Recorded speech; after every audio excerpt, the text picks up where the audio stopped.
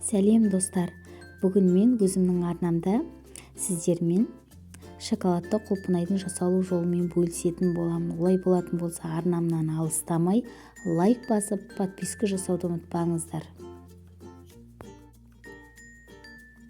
Ең алдымен бізге міндетті түрде құлпынай және мен екі түрлі шоколад және ұнтақталған жаңғақ алған болатынмын.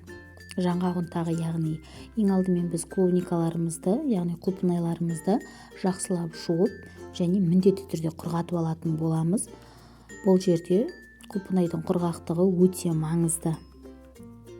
Яғни бізге шоколад жаққан кезде де қиындық тудыртпауы керек. Ендігі кезек мен шоколадтың, яғни мен Баян Сұлу, яғни Қазақстан шоколадын алған болатынмын. Енді осы шоколадтарымызды еріту үшін бізге осындай арнайы ыдыстар қажет болады. Мен осындай өте жұқа және шағын ыдыс алған болатынмын. Енді осыны ерітетін боламыз. Мен яғни су моншасында еріттім. Сіздерде микроволновка, яғни қысқа толқынды пеш болатын болса, соған ерітсеңіздер болады.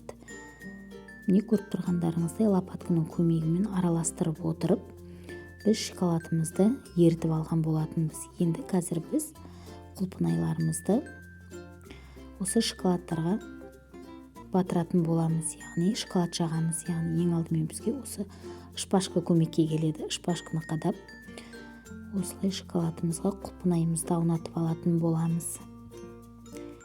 Енді әсемдеу барысында біз осылай жаңғақ ұнтағына батырып, біздің құлпынайымызды осылай әсемдейміз. Міне көріп тұрғандарыңыздай құлпынайымыз дайын болуда. Құлпынайымыздың қалған бөліктерінде осылай жасап шығатын боламыз.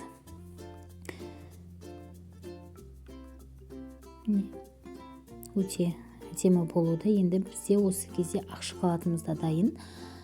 Жақсылап араластырып отырып, құлпынайымыздың қалған бөліктерін осы ақ шоколадпен әсемдейтін боламыз, көмкеретін боламыз. Яғни міне барлығын шоколад жағып болғаннан кейін жалпы құлпынайларымызды тоңазытқышқа немесе шамалы уақыт мұздатқышқа қойып алғанымыз жөн.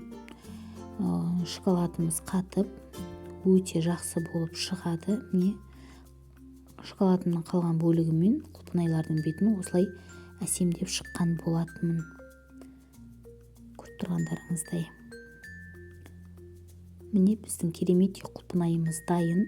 Құлпынайдың қалған бөлігіменен осылай әдемілеп жіберсеңіздер болады. Міне достар, біздің тәтті құлпынайларымыз дайын болды. Араларыңызда үйде отырған аналар болатын болса, сіздер де дәл осылай жасап өз істеріңізді кәсіпке айналдырсаңыз болады, яғни табыс көзіне айналдыруыңызға болады. Бұл тәтті құлпынайлар мерекелерде сізге өте үлкен табыс әкелетіні сөзсіз.